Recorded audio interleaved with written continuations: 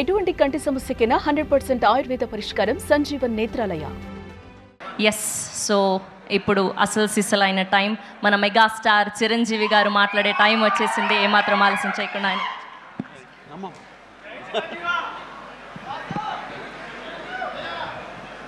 ఈ అద్భుతమైన కార్యక్రమానికి విచ్చేసిన ప్రతి ఒక్కరికి హృదయపూర్వక నమస్కారాలు.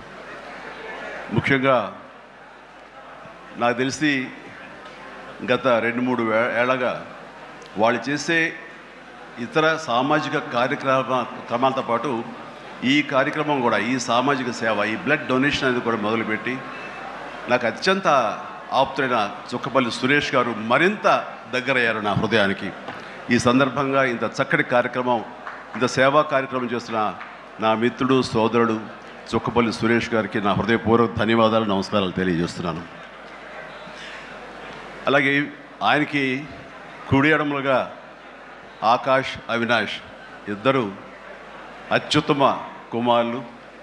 వాళ్ళు ఈ కార్యక్రమాన్ని వాళ్ళ భుజస్కంధాల మీద వేసుకుని దీన్ని ఇంత చక్కగా, ఇంత పెద్ద ఎత్తున, ఇంత మెగా బ్లడ్ క్యాంప్ చేయటం అన్నది, దానికి ఎంతో కొంత సహకరించిన మా చిరంజీవి చారిటబుల్ ట్రస్ట్కి ఎనలేని సంతృప్తిని ఇచ్చావు. తద్వారా నాకు ఎంతో సంతోషాన్ని మిగిల్చావు అవినాష్. So wonderful. అండ్ ఈ రోజున ఇది కార్యక్రమానికి విచ్చేయటమే కాకుండా బ్లడ్ డొనేట్ చేసిన బిడ్డలాంటి తేజాకి నా హృదయపూర్వక ధన్యవాదాలు తెలియజేస్తున్నాను. And excellent. నేను అడిగింది ఫస్ట్ టైం అని కాదు, ముందు నుంచి ఇచ్చాను.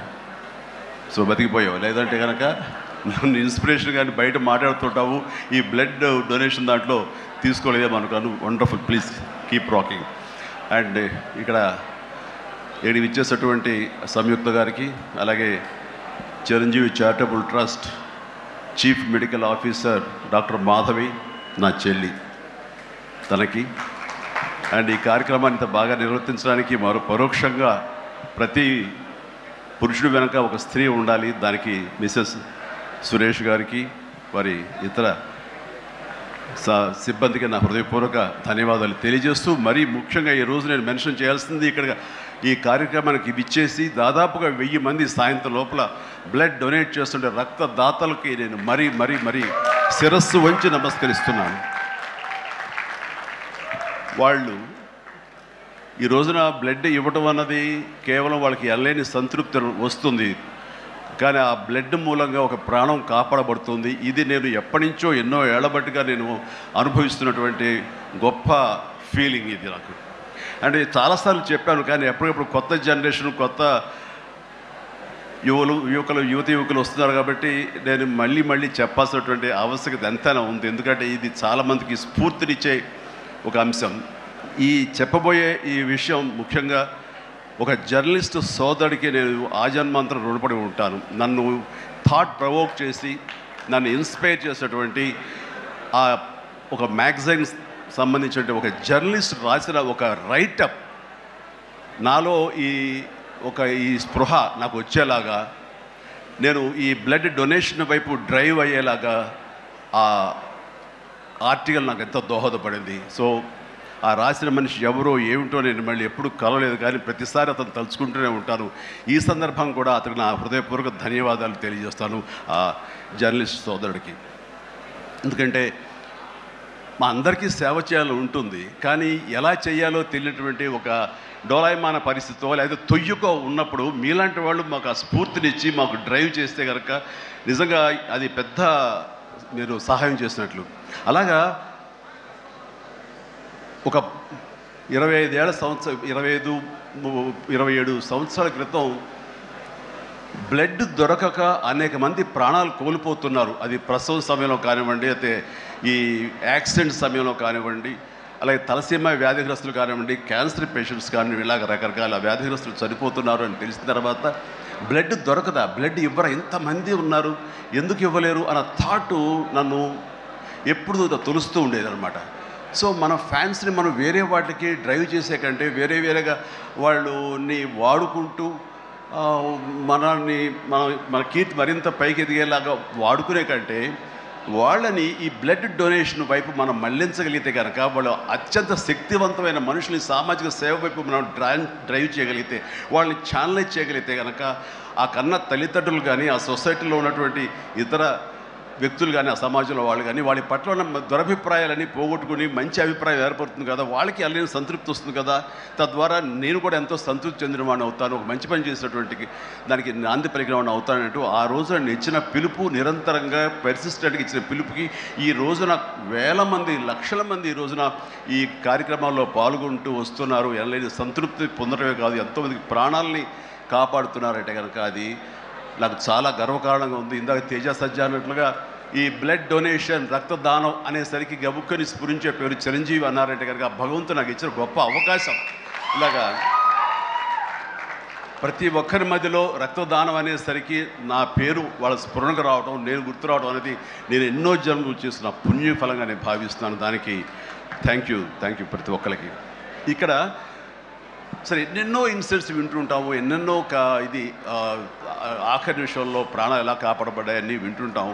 కానీ ఈ మధ్య నాకు మనసుకు అత్యంత దగ్గరగా జరిగిన ఒక ఇన్సిడెంట్ మీతో షేర్ చేసుకోవాలనిపిస్తుంది అనమాట. ఎవరో ఒక పొలిటీషియన్, సరే ఎవరికైనా సరే నేను చాలా సాఫ్ట్ టార్గెట్, ఎవరైనా ఏదో మాట అనేది పర్వాలేదు. అలాగా ఒక పొలిటీషియన్ నన్ను అకారణంగా, నేను ఇప్పుడు పాలిటిక్స్ చాలా దూరంగా ఉన్నా సరే నా గురించి ఏదో అవాకులు చవాకులు ఆయన పేలినప్పుడు ఆయన మరొక చోటకి ఏదో ఒక ముంపు ప్రాంతానికి ఆయన వెళ్ళటం జరిగింది. అక్కడ ఒక స్త్రీ, ఒక ప్రౌఢ ఆవిడ అది మిడిల్ ఏజ్ ఉంటుందేమో, మిడిల్ ఏజ్ ఆవిడ తను పట్టుకుని నానా మాటలు తిడుతుంటే, నీకు ఎలా మనసు వచ్చింది చిరంజీవిని అనటానికి, అది అని తిడుతుంటే నాకు అనిపించింది మామూలుగా మన మాస్ ఫ్యాన్ కదా ఆవిడ, చాలా గౌరవప్రదమైన కుటుంబంలో ఉన్నటువంటి మనిషిలాగా అనిపించింది గృహిణి. ఆవిడ ఎందుకు అంత ఇదిగా మాట్లాడుతుంది, ఆవిడెవరు, ఆవిడ చూస్తుంటే మామూలుగా సినిమా ఫ్యాన్ లాగానో చిరంజీవికి వీరాభిమానంగానో కాదు, ఇంకేదో ఉందంటూ నాకు అనిపించి ఆవిడ గురించి తెలుసుకోవాలని మన ఒక జర్నలిస్ట్ సోదరు ఎవరినో పంపించి తెలుసుకోవాలంటే వాళ్ళు చేసినటువంటి ఇంటర్వ్యూలో విజువల్స్ నాకు చూపించారు. ఏంటమ్మా అంత ఇదిగా, ఆయనకి వీరాభిమానం అంటే అభిమానం సినిమాభిమానం కాదయ్యా, ఆయన వ్యక్తిత్వానికి అభిమానం అంటే చెప్పినప్పుడు నా మనసు టచ్ అయింది. ఏంటమ్మా అంత ఇదిగా, ఏంటమ్మా ఆయన మీకు ఆయన సహాయం చేశాడు, ఏం చేస్తాడంటే సహాయం చేయటువంటి అయ్యా, నా బిడ్డ ప్రాణాలను కాపాడాడు అని అన్నప్పుడు, ఏ విధంగా ఏంటి అని అన్నప్పుడు, నా బిడ్డకి రాజమండ్రిలో దగ్గర ఒక పల్లెటూరుది, రాజమండ్రిలో కానీ కాకినాడలో కానీ నా బిడ్డకి ప్లేట్లెట్స్, డెంగ్యూ వచ్చేసి ప్లేట్లెట్స్ బాగా డౌన్ అయినప్పుడు వితిన్ అవర్స్ నా బిడ్డ కనుక ప్లేట్లెట్స్ సమయానికి అందకపోయి ఉంటే కనుక వాడు ఏమైపోయాడు, పాటిగా దూరం అయిపోయేవాడు. అంటే ఒక 8 ఏళ్ల బాలుని అబ్బాయిని పిలిచి పక్కన కూర్చోబెట్టుకుని ఆ తల్లి చెప్తోంది, మరి ఎవరో చెప్పారు చిరంజీవికి ఫోన్ చేయపోయావమ్మని. నేనేంటి చిరంజీవి ఫోన్ చేయటువంటి, ఎక్కడ నుంచి చేయగలను, ఆయన ఎక్కడో ఉంటాడు, ఎలా చేయాలి ఫోన్ అని తెలియని పరిస్థితుల్లో, లేదమ్మా బ్లడ్ బ్యాంక్ చేయి, వాళ్ళు ఖచ్చితంగా ఎత్తుతారు ఫోను, నీకు కాల్ సహాయం చేస్తారంటే, వాడు గంటల్లో కావాలి, అది ఎక్కడో ఉంది హైదరాబాద్లో, ఎలాగొస్తుందో అనుకున్నాను. కానీ అయినా సరే ఎక్కడో ఆశ చావక ఫోన్ చేయడం జరిగింది. ఫోన్ చేసిన తర్వాత అక్కడ స్పందించి అక్కడ సిబ్బంది వెంటనే రాజమండ్రి పరిసర ప్రాంతాల్లో ఉన్న అభిమానులు, ఆ బ్లడ్ గ్రూప్ ఎవరికైతే ఉందో అభిమానుల్ని వెంటనే పంపించేయడం ఏంటి, అవర్స్లో వాళ్ళు హాస్పిటల్కి, నియరెస్ట్ హాస్పిటల్కి వెళ్ళి బ్లడ్ ఇవ్వటం ఏంటి, దాని నుంచి ప్లేట్లెట్స్ వేరు చేయటువంటి, ఆ బిడ్డకి ఎక్కించడం ఏంటి, తెల్లారిసరికి ఆ బిడ్డ మళ్ళీ తిరిగి ఎంతో ప్రాణాలతో బతికాడు. ఇది ఈడనయ్యేవాడు.